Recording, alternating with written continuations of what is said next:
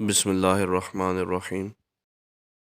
نبی اکرم علیہ الصلاۃ والسلام نے فرمایا، دو نعمتیں ایسی ہیں کہ اکثر لوگ ان کی قدر نہیں کرتے، صحت اور فراغت۔ حضور پاک علیہ الصلاۃ والسلام کا یہ فرمان مبارک ہے، بندہ جب قیامت کے دن اس حالت میں پیش ہوگا کہ اس نے کلمہ لا الہ الا اللہ کا اقرار کیا ہوگا اور اس سے اس کا مقصود اللہ تعالیٰ کی خوشنودی حاصل کرنا ہوگی، تو اللہ تعالیٰ دوزخ کی آگ کو اس پر حرام کر دے گا۔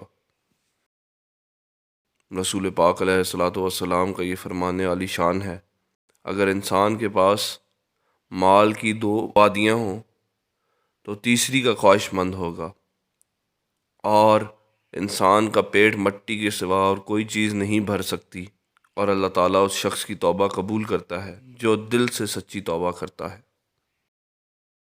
نبی کریم صلی اللہ علیہ وآلہ وسلم نے فرمایا، 7 طرح کے لوگ وہ ہیں جنہیں اللہ تعالیٰ اپنے سائے میں پناہ دے گا۔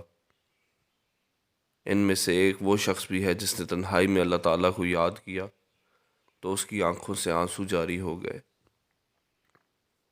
رسول پاک صلی اللہ علیہ وآلہ وسلم نے فرمایا، درمیانی چال اختیار کرو اور بلند پروازی نہ کرو، اور عمل کرتے رہو۔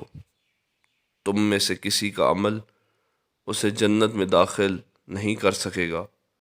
میرے نزدیک سب سے پسندیدہ عمل وہ ہے جس پر ہمیشگی کی جائے، خواہ کم ہی کیوں نہ ہو۔ رسول پاک صلی اللہ علیہ وآلہ وسلم نے فرمایا، جو لوگ مر گئے ان کو برا نہ کہو، کیونکہ جو کچھ انہوں نے آگے بھیجا تھا اس کے پاس وہ خود پہنچ چکے ہیں۔ انہوں نے برے بھلے جو بھی عمل کیے تھے ویسا بدلہ پا لیا۔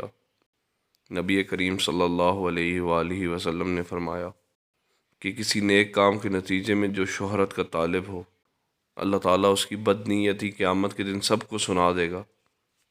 اسی طرح جو کوئی لوگوں کو دکھانے کے لیے نیک کام کرے گا، اللہ تعالیٰ قیامت کے دن اس کو بھی سب لوگوں کو دکھلا دے گا۔ صلی اللہ تعالیٰ علی خیر خلقہ محمد و آلہ و اصحابہ اجمعین۔